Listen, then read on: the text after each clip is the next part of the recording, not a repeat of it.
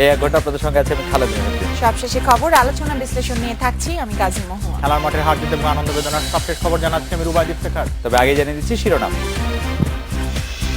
নির্বাহী ম্যাজিস্ট্রেটের সাজা হাইকোর্টে বাতিল, টাঙ্গাইলের ইউএনও ওসি বিচার বিভাগের তদন্তের সামনে।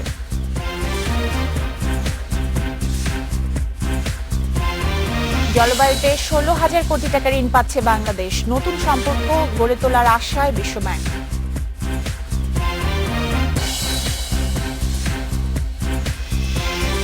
ইংলিশ চ্যালেঞ্জ জিতে আত্মবিশ্বাসী সাকিব, সফরকারীরা তাকিয়ে ক্যাপ্টেন কুকের দিকে। রাত 9টায় বাংলাদেশ আজ মতামত পাঠানোর বিষয়ে ভ্রাম্যমাণ আদালতের সাজা বাতিল। মতামত পাঠাতে পারেন SMS অথবা ফেসবুকে। আপনাদের মতামত জানিয়ে দিচ্ছি সংবাদের পরের অংশে। টাঙ্গাইলের সখীপুরের স্কুল ছাত্র 26 শিকদারকে ভ্রাম্যমাণ আদালতে দেওয়া সাজা অবৈধ ঘোষণা করেছে হাইকোর্ট। সখীপুর উপজেলার নির্বাহী কর্মকর্তা ও সখীপুর থানার ভারপ্রাপ্ত কর্মকর্তাকে প্রত্যাহার করে ঢাকা বিভাগের বাইরে বদলির নির্দেশও দেওয়া হয়েছে। বিচারপতি এম এনায়েতুর রহিম ও বিচারপতি আশিস রঞ্জন দাসের বেঞ্চ মঙ্গলবার এই আদেশ দেয়। ফেসবুকে হুমকি দেওয়ার অভিযোগে স্কুল ছাত্র সাব্বির শিকদারের বিরুদ্ধে সাধারণ ডায়েরি করেন টাঙ্গাইল ৮ আসনের সংসদ সদস্য অনুপম শাহজাহান জয়। এর ভিত্তিতে 17 সেপ্টেম্বর সখীপুরের ভ্রাম্যমাণ আদালত ওই শিক্ষার্থীকে আটক করে 2 বছরের কারাদণ্ড দেয়। পত্রিকায় 20 সেপ্টেম্বর এ নিয়ে সংবাদ প্রকাশিত হলে তা আদালতের নজরে আনেন এক আইনজীবী। স্বপ্রণোদিত হয়ে রুল দেয় হাইকোর্ট। এরপর 27 সেপ্টেম্বর শুনানির দিন সখীপুরের নির্বাহী ম্যাজিস্ট্রেট ও ইউএনও মোহাম্মদ রফিকুল ইসলাম, ওসি মোহাম্মদ মাকসুদুল আলম এবং সংসদ সদস্য অনুপম শাহজাহানের বিরুদ্ধে নির্যাতনের অভিযোগ আনে ওই শিক্ষার্থী। শুনানি শেষে আদালত স্কুল ছাত্র সাব্বিরকে খালাস দিয়ে তার অভিযোগ আমলে নেয় এবং তদন্ত করতে বিচার বিভাগীয় কমিটি গঠনের নির্দেশ দেয়। ভ্রাম্যমাণ আদালতের বিচার কার্যক্রম নিয়ে তদন্ত করতে আদালতের এ আদেশ একটি মাইলফলক বলে মন্তব্য করেছেন আইনজীবী খুরশিদ আলম খান। আইনটাকে খুব স্ট্রিক্টলি ফলো করতে হবে, আইনটার জন্য মিসইউজ না হয়। যিনি ভ্রাম্যমাণ আদালত পরিচালনা করবেন ওনাকে দেখতে হবে উনি আইন অনুযায়ী কাজটা করছেন কিনা। কাজেই প্রত্যেকটা জিনিসের মেরিট ডিমেরিট আছে, যেমন প্রপার আইনশিওর জাস্টিসও হচ্ছে, আবার মিসইউজও পাওয়ারও হচ্ছে। এখন আদালতের যেটা সবচেয়ে উৎকণ্ঠা যে সব কিছুই আইন মোতাবেক হতে হবে, যেন আইনের ব্যত্যয় না ঘটে। রায়ের পর্যবেক্ষণে ভ্রাম্যমাণ আদালত পরিচালনাকারী নির্বাহী ম্যাজিস্ট্রেটদের মামলা পরিচালনার ক্ষেত্রে আরও সতর্ক থাকতে বলেছে আদালত। জান্নাতুল ফেরদাউস, ইন্ডিপেন্ডেন্ট নিউজ, ঢাকা। অভিযোগপত্রে ত্রুটি থাকায় ব্লগার অনন্ত বিজয় দাস হত্যা মামলার অভিযোগপত্র গ্রহণ করেনি আদালত। এই মামলায় পুনঃ তদন্ত ও সম্পূরক অভিযোগপত্র দেওয়ার নির্দেশও দেওয়া হয়েছে। সিলেট মহানগর হাকিম আদালত 3-এর বিচারক হরিদাস কুমার এই আদেশ দিয়েছেন। প্রায় 1.5 বছর তদন্ত শেষে গত 28 আগস্ট মামলার তদন্ত কর্মকর্তা ঢাকা সিআইডির পুলিশ পরিদর্শক আরমান আলী 5 জনের বিরুদ্ধে আদালতে অভিযোগপত্র দেন। মামলায় গ্রেফতার 11 জনকে অব্যাহতি দেওয়ারও আবেদন করেন তদন্ত কর্মকর্তা। অভিযোগপত্রে 5 জন আসামির মধ্যে মান্নান ইয়াহিয়া ও আবুল খায়ের কারাগারে, বাকি 3 জন পলাতক। মঙ্গলবার আদালত শুনানি শেষে জানায় অভিযোগপত্রটি ত্রুটিপূর্ণ, তাই পুনরায় তদন্ত করে অভিযোগপত্র দাখিলের নির্দেশ দেওয়া হয়। যারা ঘটনার সাথে জড়িত নয় তাদেরকে হয়তো এইসব মামলায় না নাই ভালো। তারপরেও মাননীয় আদালত যেহেতু 10 জন আসামিকে ছেড়ে দেওয়া হয়েছে এবং 5 জনকে দিয়ে চার্জশিট দেওয়া হয়েছে, তো এটা আদালত মামলায় ডায়েরি এনে হয়তো উনি দেখেছেন যে আরও তদন্ত হওয়া দরকার। ঘটনায় জড়িত সন্দেহে স্লেটের স্থানীয় একটি দৈনিক পত্রিকার ফটো সাংবাদিক সহ 11 জনকে অব্যাহতি দেওয়ার আবেদন করা হয়। মামলার বাদী আশা করেন প্রকৃত অপরাধীরা শনাক্ত হবে। কাউকে হয়রানি না করে প্রকৃত আসামিদের বের করার আহ্বান জানান স্লেট গণজাগরণ মঞ্চের কর্মীরা। পুলিশ তদন্ত করতেছে, ওরা ওদের মতে, ওরাও আমাদেরকেও আশ্বস্ত করছে, আমাদের পরিবারকে আশ্বস্ত করছে, ওরা সর্বোচ্চ চেষ্টা করছে। আমরাও মোটামুটি ওদের কথায় আশ্বস্ত যে ওরা আসলে কাজ করছে। দেখা যাক এখন কি হয়। খুনিরা গ্রেফতার হবে কিনা বা কেউ যদি খুনিরা গ্রেফতার হলে মূল রহস্য উদ্ঘাটন হবে কিনা, এরকম একটা সংখ্যা থেকেই যায়। তবে আমরা আসলে শেষ মুহূর্ত পর্যন্ত আশাবাদী থাকি। 2015 সালের 12ই মে স্লেট নগরীর সুবিদ বাজারের বাসা থেকে অফিসে যাওয়ার পথে কুপিয়ে হত্যা করা হয় অনন্ত বিজয় দাসকে। একদিন পর স্লেট বিমানবন্দর থানায় মামলা করা হয়। অভিযোগ করা হয় লেখালেখির কারণে উগ্র ধর্মান্ধ গোষ্ঠী পরিকল্পিতভাবে অনন্তকে খুন করেছে। Ariful Islam Mithu, independent news. তেজগাঁও থেকে গ্রেপ্তার সন্দেহভাজন 7 জেএমবি সদস্যকে 6 দিনের রিমান্ড দিয়েছে আদালত। পুলিশের দাবি তারা পুরনো জেএমবি সক্রিয় সদস্য। ডাকাতি সহ বিভিন্ন অপরাধমূলক কর্মকাণ্ডের মাধ্যমে তারা সংগঠনের জন্য অর্থ সংগ্রহ করতেন। তাদের কাছ থেকে সোনা, অস্ত্র ও নগদ অর্থ উদ্ধার করেছে পুলিশ। গত জুন ও অক্টোবর মাসে বনানী ও তেজগাঁও থানায় দুটি ডাকাতি মামলার তদন্তের সূত্র ধরে তেজগাঁও ও আশপাশের এলাকা থেকে আটক করা হয় পুরনো জেএমবির 7 সদস্যকে। সংবাদ সম্মেলনে পুলিশ জানায়, রাজধানীর আশপাশে বাসা ভাড়া নেয়ার কথা বলে বাসায় ঢুকে ডাকাতি করে এসব জঙ্গি। প্রাথমিক জিজ্ঞাসাবাদে তারা স্বীকার করেছে, জঙ্গি তৎপরতা ও কারাগারে থাকা জেএমবি নেতাদের মুক্তিতে অর্থায়নের জন্য জেএমবির সদস্যরা ডাকাতির মতো অপরাধমূলক পথ বেছে নিচ্ছে। ডাকাতি করে মূলত অস্ত্র, বিস্ফোরক এবং তাদের যে সমস্ত নেতারা জেলখানায় রয়েছে তাদের মামলা চালানো এবং তাদেরকে ছাড়িয়ে আনার জন্য তদবির করছিল। পুলিশ বলছে, পুরনো জেএমবির দায়িত্বপ্রাপ্ত নতুন আমির দলকে পরিচালনা করছে প্রতিবেশী দেশ থেকে। আরেক নিষিদ্ধ সংগঠন আনসার আল ইসলামের সাথে মিলে একই প্ল্যাটফর্মে আসার প্রচেষ্টাও চালাচ্ছে জঙ্গিরা। 30 সালে প্রিজন ভ্যান অ্যাটাক করে 3 জন আসামিকে ছিনিয়ে নেওয়া হয়েছিল, তার একজনই বর্তমানে সালাউদ্দিন সালেহীন, সেই বর্তমানে এই গ্রুপটার অ্যাক্টিং আমির হিসেবে কাজ করছে। পুরনো জেএমবির সাথে আনসার আল ইসলামের একটা সম্পর্ক রয়েছে, এটি আমরা দেখতে পাচ্ছি এবং তারা চেষ্টা করছে তারা এক ব্যানারে আসতে পারে কিনা। সংবাদ সম্মেলনে গুলশান হামলার পেছনে বেশ কয়েকজন অর্থদাতাকে শনাক্তের কথাও জানায় পুলিশ। ডাক্তার রোকন যে সিরিয়ায় চলে গিয়েছে, সে 80 লক্ষ টাকা দান করে গেছে। তারপরে মেজর জাহিদ তার রিটায়ারিং বেনিফিট সহ যা কিছু পেয়েছে সে এই সংগঠনে দান করে গেছে। তারপরে তানবীর কাদেরী তার উত্তরা ফ্ল্যাট বিক্রি সহ বিভিন্ন অর্থ তাদের যা সঞ্চয় ছিল সেগুলো দান করে গেছে। বিদেশে থাকা কোনো সদস্যের কাছ থেকেও অর্থ এসেছে। রেজওয়ানুল হক, ইন্ডিপেন্ডেন্ট নিউজ, ঢাকা। দেশের প্রতিটি শিশুর শিক্ষার অধিকার নিশ্চিত করা হবে জানিয়ে দেশ ও জাতির প্রয়োজনে ত্যাগ স্বীকারের জন্য নতুন প্রজন্মকে গড়ে তোলার আহ্বান জানিয়েছেন প্রধানমন্ত্রী শেখ হাসিনা। শেখ রাসেলের 52তম জন্মদিন উপলক্ষে সকালে রাজধানীর কৃষিবিদ ইনস্টিটিউট মিলনায়তনে এক আলোচনা সভায় তিনি এই আহ্বান জানিয়েছেন। জঙ্গিবাদ ও মাদককে পরিহার করে নতুন প্রজন্মকে আদর্শ মানুষ হিসেবে গড়ে ওঠারও আহ্বান জানিয়েছেন প্রধানমন্ত্রী। বঙ্গবন্ধুর ছোট ছেলে শিশু রাসেল 15 আগস্টের কাল রাতে ঘাতকের নির্মম বুলেটের আঘাত থেকে রক্ষা পায়নি। 1964 সালের 18 অক্টোবর তার জন্ম। ছোট ভাই শেখ রাসেলের স্মৃতিচারণ করতে গিয়ে বারবার আবেগাপ্লুত হয়ে পড়েন প্রধানমন্ত্রী শেখ হাসিনা। কত ছোট একটা জীবন রাসেলের। বলেন, পাশ্চাত্য দার্শনিক বার্ট্রান্ড রাসেলের নামানুসারে ছোট ভাইয়ের নাম রাখেন তার মা। বার্ট্রান্ড রাসেলের ফিলসফির প্রতি তিনিও আব্বার মতনই খুব অনুরক্ত হয়ে পড়েন এবং রাসেল জন্ম হওয়ার পর তার নাম রাসেল রাখি। প্রধানমন্ত্রী বলেন, বঙ্গবন্ধুর নেতৃত্বে মুক্তিযুদ্ধের মধ্য দিয়ে স্বাধীন জাতি হিসেবে আত্মপ্রকাশ করে পুরো বিশ্বে মাথা উঁচু করে দাঁড়ায় বাঙালি জাতি। কিন্তু জাতির জনককে সপরিবারে হত্যার মধ্য দিয়ে বিশ্বে এ জাতিকে খুনের জাতিতে পরিণত করা হয়। আজকে যারা শিশু কিশোর, আগামী দিনের যারা দেশের কর্ণধার, তাদেরকে বলবো দেশের জন্য, জাতির জন্য সবসময় যে কোনো ত্যাগ স্বীকারে প্রস্তুত থাকতে হবে। দেশের একটি শিশুও শিক্ষার অধিকার বঞ্চিত হবে না বলেও জানান প্রধানমন্ত্রী। অন্ধকার যুগের অবসান ঘটাবে শিক্ষা, কাজে সেই বিষয়ে সবাইকে নজরে রাখতে হবে। আর ওই জঙ্গিবাদ, মাদকাসক্ত এ সমস্ত পথ যাতে সবাই পরিহার করে নিজেদেরকে আদর্শবান মানুষ হিসেবে গড়ে তুলতে হবে। পরে রাসেলের জন্মদিন উপলক্ষে আয়োজিত সাংস্কৃতিক প্রতিযোগের বিজয়ীদের হাতে পুরস্কার তুলে দেন প্রধানমন্ত্রী শেখ হাসিনা। ক্ষুদে শিল্পীরা পরিবেশন করে সাংস্কৃতিক ডিসপ্লে। মহান মুক্তিযুদ্ধ থেকে বর্তমান বাংলাদেশের সাফল্যগাথা তুলে ধরে শিশুরা। এতে পুরোটা সময় জুড়ে উপস্থিত ছিলেন প্রধানমন্ত্রী। তানজির মেহেদি, ইন্ডিপেন্ডেন্ট নিউজ, ঢাকা। গণতন্ত্র ফিরিয়ে আনতে আওয়ামী লীগের কাউন্সিল গুরুত্বপূর্ণ ভূমিকা রাখবে বলে মনে করছেন বিএনপি মহাসচিব মির্জা ফখরুল ইসলাম আলমগীর। বিএনপি চেয়ারপারসনের গুলশান কার্যালয়ে সাংবাদিকদের তিনি একথা বলেন। আওয়ামী লীগের কাউন্সিলের সফলতা কামনা করেন তিনি।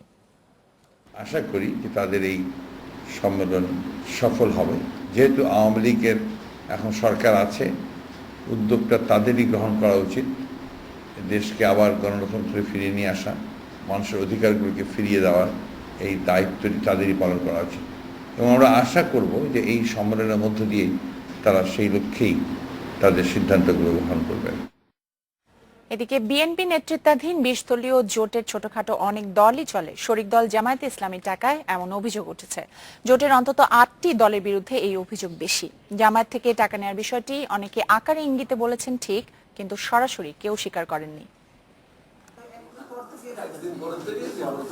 বিএনপি নেতৃত্বাধীন 20 দলীয় জোটের অনেকগুলো দল নাম সর্বস্ব, সাংগঠনিকভাবে দুর্বল আর সারা দেশে কমিটিও নেই। নিবন্ধনহীন কিছু দলও আছে এই জোটে। অর্থনৈতিকভাবে দুর্বল এসব দলের অনেকেই চলছে জামায়াতের টাকায়, এমন অভিযোগ রয়েছে খোদ জোটের ভেতরেই। অভিযোগকারীরা বলছেন, ছোটখাটো এসব দলের অফিস ভাড়া থেকে শুরু করে অনেক খরচই যোগায় জামায়াত। জোটভুক্ত ইসলামী ঐক্য জোট, বাংলাদেশ লেবার পার্টি, জাতীয় গণতান্ত্রিক পার্টি, ন্যাপ ভাসানী, বাংলাদেশের সাম্যবাদী দল, ডেমোক্রেটিক লীগ, পিপলস লীগ এবং এনপিপি, এই 8 দলের সব রাজনৈতিক কর্মকাণ্ড জামায়াতের টাকায় চলে বলে জোটে গুঞ্জন রয়েছে। তাই জোটের নীতি নির্ধারণী বৈঠক কিংবা অন্য ফোরামেও 8 দলকে দেখা যায় জামায়াতের পক্ষে সাফাই গাইতে। সম্প্রতি জামায়াতকে জোটের বাইরে রাখতে খালেদা জিয়ার ওপর নানামুখী চাপ বাড়ছে, কিন্তু ওই 8 দল সব সময় রয়েছে জামায়াতের সমর্থনে। তবে অভিযোগ মানতে রাজি নন নেতারা। আমরা আমাদের মিত্রপ্রতিম যে কোনো দলকে আমরা আমাদের পারস্পরিক সহযোগিতায়, পারস্পরিক সম্পর্ক স্থাপনে তাদের সাথে একটা সুসম্পর্ক রাখতেই পারি। আমাদের একটা প্রবলেম হলে বিএনপি বলতে পারি, ম্যাডাম এত বড় একটা প্রোগ্রাম করতে যাচ্ছি, একটু প্রবলেম হচ্ছে, আপনি একটু লক্ষ্য রাখেন। এটা তো অনৈতিক না। বিএনপি নেতারা বলছেন, অন্যের সহায়তায় এভাবে দলকে বেশি দূর এগিয়ে নেওয়া সম্ভব নয়। লেবার পার্টিকে কে ফাইন্যান্স করবে? ওই কি নাম গ্রাম জাকপাকে কে ফাইন্যান্স করবে? এগুলো তাদের টাকা তো এমনি। এখন হয়তো রাজনৈতিক প্রয়োজনে হয়তো ইন্ডিভিজুয়ালি কিছু কিছু তারা ফিনান্স পেতে পারেন, কিন্তু সেটা যে খুব কর্মক্ষম করে রাখবে তাদের, তা কিন্তু নয়। এর বাইরেও তো এমন শুনি যে জামাতের টাকা অনেকেই পায়, সরকারও তো পায়। আমি তো আর জামাতের ওই খাজান শিখানার লোক না যে আমি বলতে পারবো কে পায় কে পায় না, এটা জনশ্রুতি আছে। জোটকে বড় দেখাতে নাম সর্বস্ব দুর্বল দল নয়, বরং জনপ্রিয় দলের ছোটখাটো জোট করাই মর্যাদাকর বলছেন বিএনপিরই অনেক নেতা। Jahanara Parvin, independent news, Dhaka. BNP নেতৃত্বাধীন 20 দলীয় জোটের যদি 8টা দলের বিরুদ্ধে এই ধরনের অভিযোগ থাকে, তাহলে বিএনপির জন্য এটা আসলে অনেক লজ্জার একটা কথা হওয়া উচিত। জামায়াতের থাকা না থাকাটা নিয়ে যেখানে এত বেশি প্রশ্ন, সেখানে 8টা দলকে জামায়াত ফান্ডিং করে, এটা নিশ্চয়ই ভালো কিছু। আমি আজকে এডিটর স্পিকে এই 20 দলের জোটের একটি অন্যতম দল যে লেবার পার্টি, তার চেয়ারম্যান ছিলেন আমাদের সঙ্গে ডক্টর মোস্তাফিজুর রহমান ইরান। তিনি খুবই সাংঘাতিকভাবে অপোজ করেছেন। তিনি বলেছেন যে এই অভিযোগ একেবারেই ভিত্তিহীন, এই অভিযোগের কোন রকম কোনো কিন্তু আমার কাছে মনে হয় যে জামায়াতের সাথে যদি আমি জোটই করতে পারি, জামায়াতের টাকা নেওয়াটা, আমাদের টাকা নেওয়াটা কেন একটা অভিযোগ হবে? আমার বন্ধুদের টাকা তো আমি নেই, মাঝে মাঝে দরকার, এবং শরিক দল যেহেতু সাহায্য কিন্তু তারা নিতে করতে পারে, মানে সাহায্যের টাকা আপনি নিতে পারেন, কিন্তু বিএনপি টাকা দিলে তাও একটু বুঝতাম, বিএনপি নেতৃত্বাধীন যেহেতু আমরা বলি, কিন্তু জামাত টাকা দিচ্ছে বিএনপি নেতৃত্বাধীন অন্য 8টা জোটকে। বিএনপি নেতৃত্বাধীন যদি আপনি ধরে নেন, তাহলে বিএনপি তো জামায়াতেরও নেতা, তো জামায়াতের নেতা মানে বিএনপি তো বুঝে শুনেই জামায়াতকে সঙ্গে রাখছে। তো জামায়াত যদি টাকা দেয়, ছোট দলদের টাকা দিবে, দরকার হলে বড় দল বিএনপিকেও টাকা দিবে, অসুবিধা কি? আমি তো এর মধ্যে কোনো অসুবিধা দেখি না। আপনি এটাকে কেন অভিযোগ বলছেন? আমরাই বা কেন এটা অভিযোগ বলছি? তো ভালো, জামায়াতের টাকা দিয়ে 8 দল চলে, জামায়াতও চলে, তো আমি জামায়াতের টাকা দিয়ে জামায়াত নিজে ভালো করে চলছে। এবং খুবই ইন্টারেস্টিং একটা অভিযোগ, যেটি গয়েশ্বর রায়ও বললেন এবং ডক্টর মোস্তাফিজুর রহমান ইরানও বললেন, যে সরকার নাকি জামায়াতের টাকা চলে, কারণ তারা উদাহরণ হিসাবে বললেন ইসলামী ব্যাংক থেকে প্রধানমন্ত্রী শেখ হাসিনা টাকা নিচ্ছেন। তবে ইসলামী ব্যাংক জামাত ইসলামীর কিনা সেটা জামাতের টাকার বিষয়টা আসলে সলভ করা উচিত খুব তাড়াতাড়ি। শুধু সরকার বিএনপি সবার জন্য এটা আসলে খুব প্রয়োজনীয় হয়ে দাঁড়িয়েছে। আমরা একটা বিরতি নিয়ে আসি।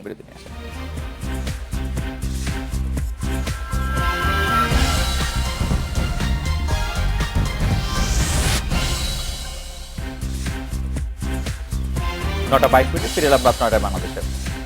তিক্ততা ভুলে বাংলাদেশের সঙ্গে নতুন সম্পর্কে যেতে চায় বিশ্বব্যাংক। এই সম্পর্ক অংশীদারত্বমূলক হবে বলে জানিয়েছেন সংস্থার প্রেসিডেন্ট জিম ইয়ং কিম। জলবায়ু পরিবর্তনের ঝুঁকি মোকাবেলায় 16,000 কোটি টাকা সহায়তার ঘোষণাও দিয়েছেন কিম। তিনি জানান, মধ্যম আয়ের দেশে পৌঁছালেও আরো কয়েক বছর আগের হারেই ঋণের সুদ পরিশোধ করবে বাংলাদেশ। পদ্মা সেতুতে দুর্নীতি চেষ্টার অভিযোগে 2012 সালে ঋণ সহায়তা প্রত্যাহারের পরই বিশ্বব্যাংকের সাথে সরকারের টানাপোড়েন তৈরি হয়। এরপর থেকে দেশের অবকাঠামো খাত থেকে ধীরে ধীরে অর্থায়ন সরিয়ে নেয় সংস্থাটি। তবে আগামীতে এই খাতে ফের অর্থায়নের আগ্রহ জানিয়েছেন সংস্থার প্রধান জিম ইয়ং কিম। ঢাকা সফরের শেষ দিন সংবাদ সম্মেলনে কিম বলেন, অবিশ্বাস ভুলে বাংলাদেশের সাথে তৈরি হয়েছে অংশীদারত্বের নতুন সম্পর্ক। বাংলাদেশের সবচেয়ে বড় উন্নয়ন সহযোগী বিশ্ব ব্যাংক। আমাদের সম্পর্কটা অংশীদারিত্বমূলক। আমরা আপনাদের কাছ থেকে শিখি, আপনারা আমাদের কাছ থেকে। বিশ্বব্যাংক প্রধান বলেন, দারিদ্র্য জয়ে অনুকরণীয় সাফল্য দেখে মধ্য আয়ের দেশে পৌঁছেছে বাংলাদেশ। তবে জলবায়ু পরিবর্তনের কারণে এখনো ঝুঁকি আছে। প্রতি বছর এখানকার অসংখ্য মানুষ সাইক্লোন ও বন্যায় ক্ষতিগ্রস্ত হয়। ক্ষতিগ্রস্ত হয় অর্থনীতি। তাই আমি জলবায়ু পরিবর্তনের ঝুঁকি মোকাবেলায় $2 বিলিয়ন ছাড়ের ঘোষণা দিচ্ছি। 3 দিনের সফরে অপুষ্টি রোধে 8,000 কোটি টাকা ঋণ ছাড়েরও ঘোষণা দেন কিম।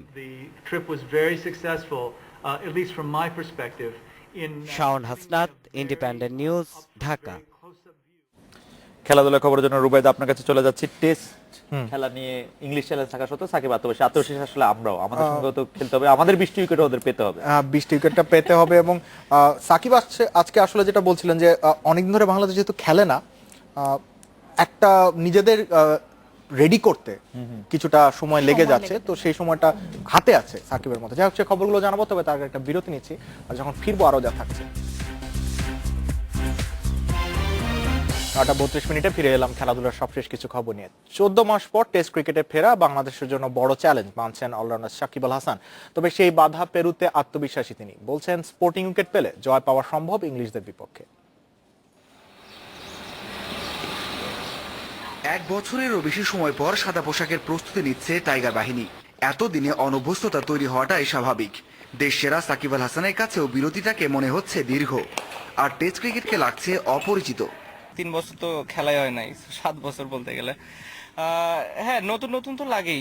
আমি যেটা বললাম যে আসলে অনেকদিন না খেলে একটা গ্যাপ তৈরি হয়, বাট আশা করি যে প্রিপারেশনটা ভালোভাবে শেষ করতে পারবো। কালকে আরো একটা দিন আছে, আর তারপরে টেস্ট ম্যাচটা যেহেতু আলটিমেট ক্রিকেট, সবাই অনেক এক্সাইটেড থাকে। 10 মাস পর ওয়ানডেতে ফিরে হারতে হয়েছে আফগানিস্তানের কাছে। ওয়ানডের চেয়ে বেশি চ্যালেঞ্জিং 5 দিনের ম্যাচ। চ্যালেঞ্জ নেওয়া ছাড়া উপায় নেই সাকিব তামিমদের। দীর্ঘ সময় ব্যাটিং কিংবা বোলিং করার অভ্যাস করছে টাইগার স্কোয়াড। ওয়ানডে খেললাম প্রায় 1 বছর পরে, সো ওটা অ্যাডজাস্ট করতে ফার্স্ট 2-3 ম্যাচ একটু সময় লাগছে। এখন টেস্ট ম্যাচ আশা করবো যে সময় লাগবে না, বাট আসলে তো বলা মুশকিল। অনেকক্ষণ ধরে বোলিং করা, অনেকক্ষণ ধরে ব্যাটিং করার চেষ্টা করা, সো সবকিছুই আসলে অন্যরকম। বাট দেখা যাক, আমার কাছে মনে হয় ভালো একটা চ্যালেঞ্জ। নতুন 4 সদস্য সহ সতীর্থদের উপর আস্থা আছে সাকিবের। চাপ না নিয়ে খেলতে চান তিনি। টেস্টের ভাগ্যের জন্য উইকেটের দিকে তাকিয়ে আছেন এই অলরাউন্ডার। তার চাওয়া স্পোর্টিং উইকেট। অভিজ্ঞ ইংল্যান্ড ব্যাটিং লাইনআপের 20 উইকেট নেওয়ার মতো সক্ষমতা নেই বললেই চলে বাংলাদেশ বোলারদের। এজন্যই ব্যাটিংটাই মূল শক্তি বাংলাদেশ দলের। নেটেও দেখা গেল তার প্রতিচ্ছবি। মুশফিক তামিমরা অনুশীলন করলো ঘন্টা পর ঘন্টা। জয় না হোক, এই ব্যাটিং দিয়ে হয়তো ড্র করতে চাইবে বাংলাদেশ দল। Mazharul Islam, Independent News, Zoram Chowdhury stadium, Chattogram. 10ম স্থানে থেকে বাংলাদেশ প্রিমিয়ার লিগের প্রথম পর্যায়ে শেষ করেছে মোহামেডান স্পোর্টিং ক্লাব। একাদশ রাউন্ডে টেবিলের সবচেয়ে নিচে থাকা উত্তর বারিধারার কাছে 1-0 গোলে হেরে গেছে সাদা কালোরা। বঙ্গবন্ধু জাতীয়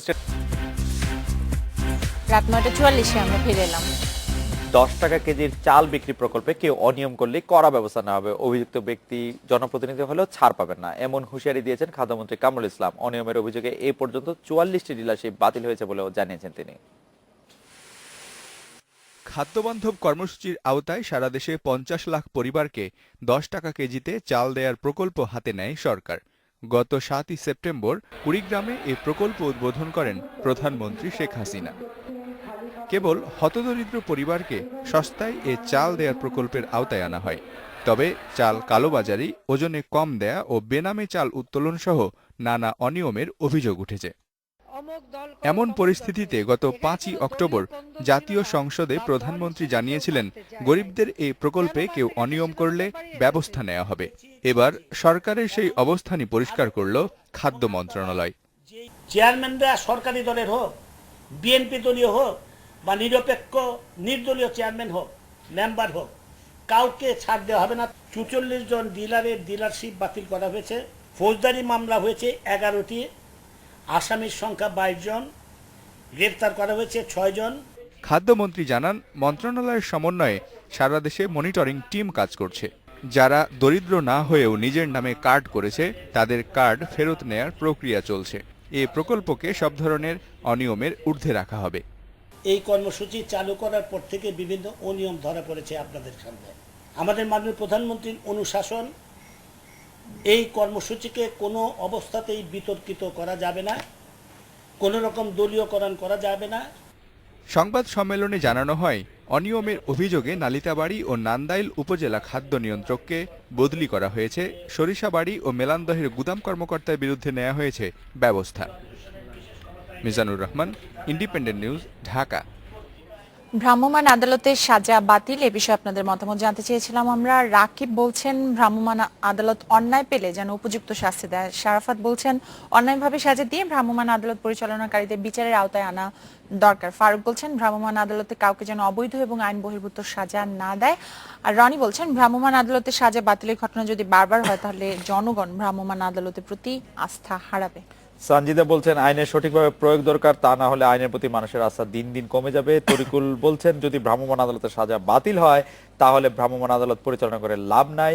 অসীম বলছেন ভ্রাম্যমাণ আদালতের সাজা বাতিল করলে দুর্নীতি কমবে না বরং বাড়বে, তাই সাজা বহাল রাখা দরকার। শরীফ বলছেন টাকা কামানোর পরিবর্তে অনিয়ম বন্ধের দিকে নজর দিলে ভ্রাম্যমাণ আদালতের সাজা বাতিল হবে না। জনি বলছেন ভ্রাম্যমাণ আদালতে যে জরিমানা হয় তার অর্থ সরকারি কোষাগারে জমা হয় কিনা তা মনিটরিং করা উচিত। ইসমাইল বলছেন ভ্রাম্যমাণ আদালত যেন সঠিকভাবে পরিচালিত হয় সেদিকে সংশ্লিষ্টদের নজরদারি বাড়ানো উচিত। মহুয়া খালেদ, একটা মতামত পাচ্ছি যে আসলে ভ্রাম্যমাণ আদালতের জন্য একটা আদালত দরকার যে মনিটরিং করার জন্য যে তারা তাদের কাজটি করছে। ঠিক, আসলে আদালত দরকার নেই। আপনি যদি ভ্রাম্যমাণ আদালত আইন 2009, যেটি 2009 সালের 59 নম্বর আইন, সেটি যদি আপনি দেখেন সেখানের মধ্যে আপনি দেখবেন যে এটি স্পষ্ট লেখা আছে যেহেতু জনস্বার্থে আইন শৃঙ্খলা রক্ষা এবং অপরাধ প্রতিরোধ কার্যক্রমকে কার্যকর অধিকতর দক্ষতার সহিত সম্পাদন করিবার জন্য এক্সিকিউটিভ ম্যাজিস্ট্রেটকে কতিপয় অপরাধ তাৎক্ষণিকভাবে ঘটনাস্থলে আমলে গ্রহণ করে দণ্ড আরোপের সীমিত ক্ষমতা দেওয়া হলো। তার মানে হচ্ছে তাকে ঘটনাস্থলে এক্সিকিউটিভ ম্যাজিস্ট্রেটকে আমাদের special affairs editor Zahid Hossain বলছিলেন তাকে ঘটনাস্থলে থাকতে হবে সেই ভ্রাম্যমাণ আদালতকে, এবং তিনি সেই ঘটনাস্থলে থেকে তিনি যেটার মধ্যে নিজের সাক্ষী সেটার মধ্যে আসলে তিনি পরিচালনা করবেন। কিন্তু এই বাচ্চাদের ক্ষেত্রে যা ঘটেছে, যে আপনি বলছেন ভ্রাম্যমাণ আদালতের সাজা বাতিলের ঘটনাটা একজন বলছেন যদি বারবার হয় তাহলে জনগণ তাদের প্রতি আস্থা হারাবে। এটা বারবার হওয়ার ঘটনা কি ঘটেছে নাকি এই স্পেসিফিক একটা ঘটনার কারণে আসলে বিষয়টা? একাধিক ভ্রাম্যমাণ আদালতের ঘটনা, জরিমানা বাতিল হওয়ার ঘটনা আপিল আদালতে ঘটেছে, সেটি বটেই। তবে ভ্রাম্যমাণ আদালতের যে ক্ষমতা তাকে বাতিল করার কথা এখানে হচ্ছে না, কিন্তু ভ্রাম্যমাণ আদালত যা করেছেন এই ক্ষেত্রে সেটি অবশ্যই হাইকোর্ট আমলে এনেছেন এবং তাদেরকে এটি ব্যাখ্যা দিতে বলেছেন। এর মাধ্যমে একটি তদন্ত করা হবে বলে জানিয়েছেন তাদেরকে।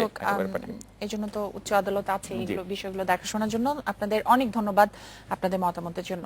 কেমন হবে যদি রাত কাটানোর সুযোগ হয় ড্রাকুলার কফিনে?